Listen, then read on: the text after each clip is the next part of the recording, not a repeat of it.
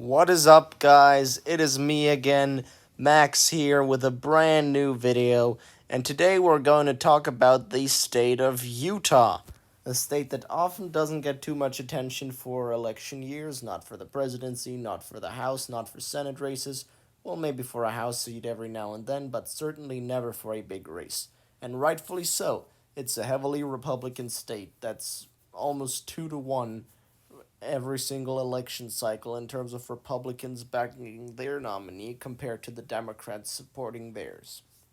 Now, who is this man? Well, very easy. That's Mc Mullin, a guy who became famous for running a conservative Never Trump campaign in 2016, trying to win his home state of Utah, hoping to deadlock the Electoral College and then have the House of Representatives vote him into office. Saying that this campaign was a long shot would be a humongous overstatement. Excuse me, understatement. But what really matters right now is, can this guy win a Senate race?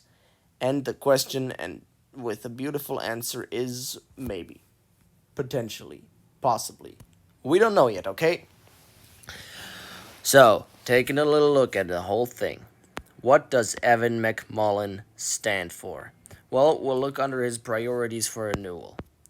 Mc Mullin wants to strengthen democracy and stand up to extremists, ensuring voting rights for all eligible Americans, ending partisan gerrymandering and other electoral corruption, toughening transparency and ethics laws, reducing the influence of money in politics, uniting Americans on common ground, lower healthcare costs, negotiating lower drug prices, promoting competition in the prescription drug market, improving patient choice in insurance and care providers, requiring hospital price and quality transparency, cutting administrative waste, and expanding telemedicine.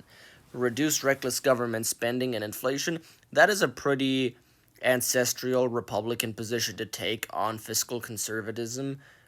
Finding consensus solutions to overcome the pandemic, supporting Americans' return to work, encouraging the return of critical manufacturing to America, passing balanced budget legislation, and avoiding unnecessary wars.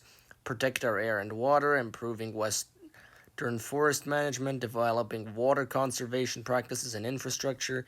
That is a very good point. As a Westerner myself, I'd like to confirm that we do have a big water shortage and that there definitely needs to be something done about it. Investing in innovations that decrease harmful emissions, encouraging job-friendly conservation and industry, strengthening diversified economic development in rural areas, keeping America safe, obviously, modernizing and reforming our military, strengthen our alliances with other free nations, protecting funding for police training, accountability, and safety, countering violent extremism. I do not know what he means by that, whether that is counter-terrorism or counter-domestic terrorism, like going after the January 6th guys.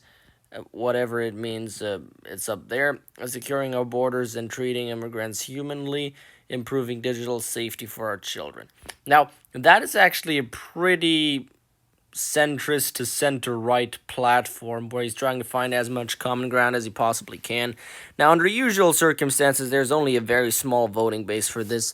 However, these are not usual circumstances because the Democratic Party is not running a candidate in Utah. Mc Mullin is the only person that's going to face the Republican nominee, which is to be decided, but presumably going to be the incumbent Senator Mike Lee. And it will be very interesting to see whether a pure independent, one that is not caucusing with the Democrats, will be able to win a Senate election and might even end up caucusing with the Republicans or find his own caucus. We've not had that in a while, seeing a pure independent win. I mean, even Joe Lieberman, who won in Connecticut, was caucusing with the Democrats. I would not know who was the last independent senator that was truly independent. But it does look like Mc Mullin has at least a decent shot at winning. By the way, back in 2016, he and his running mate made up the youngest presidential ticket ever. Well, they made up the second youngest. Sorry. I believe George McClellan, and Pendleton, who ran against Abraham Lincoln in 1860, were even younger. But Evan McMullen and his young running mate were the second youngest presidential ticket of all time. Now, he got 21% of the vote in Utah for a presidential election. He didn't carry a single county, but he did get somewhat close towards winning his home state and deadlocking. Well, he wouldn't have deadlocked the Electoral College, but it would have been very interesting to see, even though that didn't happen. But it would have been so cool. Now, anyway, in the Senate, that is going to change only one race, which is the state of Utah. I have seen a poll that says Evan McMullin is down precisely.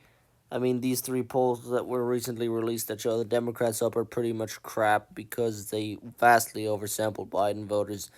But that's not what's important. Mike Lee is shown to be 4 points ahead of Evan McMullin if they were to face each other in the general election. Now, the good news for McMullin is that Lee is well below 50%, meaning he can easily turn this around and win.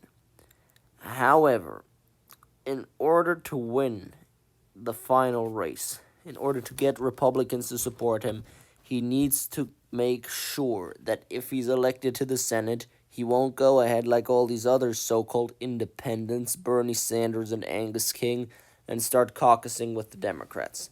He needs to commit himself towards an actual independent message, and I believe that he will be able to turn Utah from what I currently believe to be a safe Republican state to a lean Republican state, making this whole race, making all those races much closer and much more interesting to watch. Really, it's about to get interesting, and I'm very happy to be commenting on it and going through all those races together with you. This adds one more competitive state to our list of Senate races that we have to cover. And obviously, I classify Illinois as likely. And I believe that in the end, he probably will end up losing. But even if he does lose, it'll be one heck of a candidacy. Now, I'll leave it open for now whether I'm going to endorse him or not. We'll have to wait and see. But for now, I just hope you guys enjoyed this video. And I hope that you were able to see that now we have one additional Senate race to keep a close eye on come November. Have a good day, guys, and see you next time. Max out.